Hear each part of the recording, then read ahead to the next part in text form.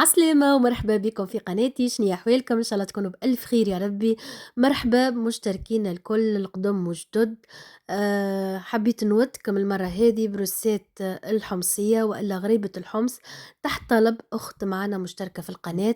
دونك إن شاء الله نكون في الفيديو هذا نوضح لكم برشا ليزاستيوس اللي لازمهم تعملوهم باش تنجح معاكم الغريبة. شوفوا ما شاء الله عملتها على الطريقة الزمنية، حصيلوا حاجة بنينة برشا، من داخل طايبة كيما من داخل كيما من برا. بنينة نودكم ولا نشهيكم. ما نطولش عليكم نتعداو للرسات. وأول حاجة عملتها خذيت الزبدة بتاعي، خذيت كمية وحطيتها على الغاز حتى تذوب وتتقلى ويتنحى هيك الحليب الكل ويتبخر، وبعد هي تهدى وانا نصفيها. دونك عندي كمية بتاع حمص الحقيقة مش برشا، هذيا كيلو جبته معايا من تونس، كل مرة نعمل كمية وفضل لي هذا شوية، قلت خليني نوتكم بالروسات هذاك. علاش باش نكيل بهذايا نصف كوب يهز 125 مليلتر. دونك انا باش نعملكم الحكاية المرة هذه بالكيلة مش بالميزان، باش انتوما تتبعوا عليها وتاخذوا الكيل اللي تحبوا عليه. دونك تنجموا تكيلوا بكاس كيما هكا، والا كاس اكبر، والا حكه حليب نستلي فارغه تهز 300 مليلتر، والا حكه طماطم بوكيلو. دونك الكيل يرجع لكم، نجموا تستعملوا اي كيل. دونك الروسيت عندي 4 كيلات بتاع حمص مرحي، وكيله فارينه. دونك شوفوا الكيله كيفاش عبيتها، راني ما رصيتهاش بالكدا وما خليتهاش ناقصه وماهيش معبيه برشا. هذاك هو كيفاش عبيت الكيله بتاعي. وزدت معاهم كيله سكر محور.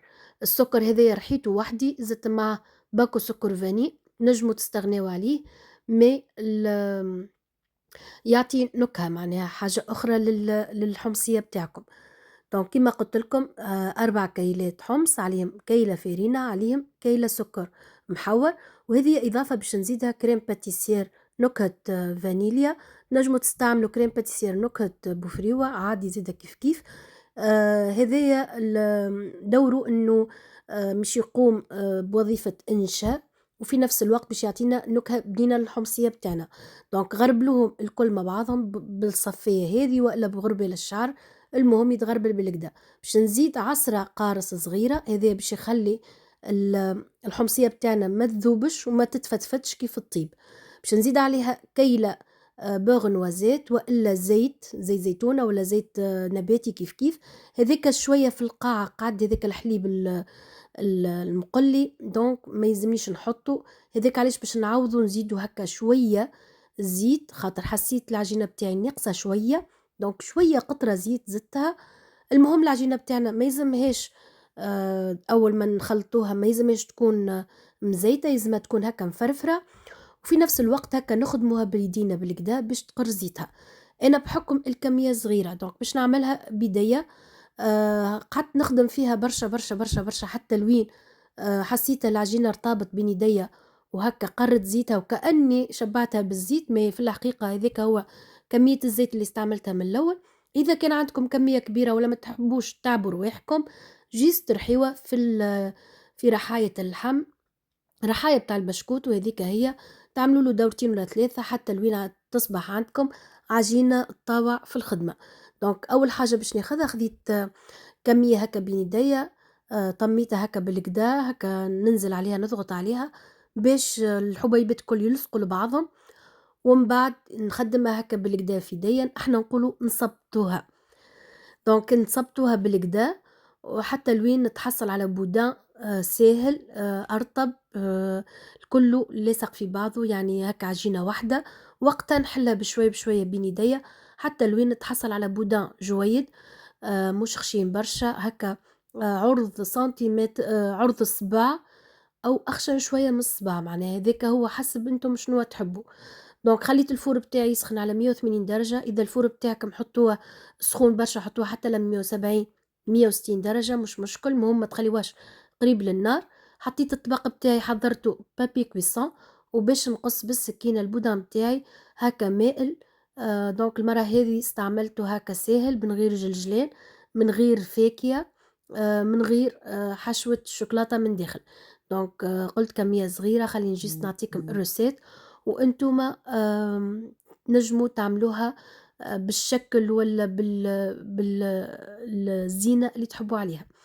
دونك حطيت كعبة بجنب الكعبة باش نحطهم هكا رصفهم في الطبق بتاعي.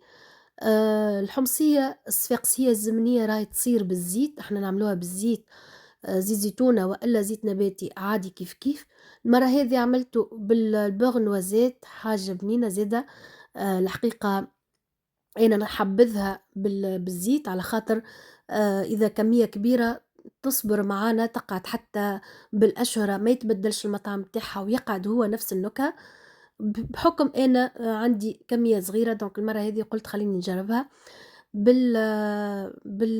بالزبدة. دونك نكمل نشكل لي بودان الكل. شوفوا البودان هذايا معايا تحل شوية تشقق في الوسط دونك وسعت بالي معاه.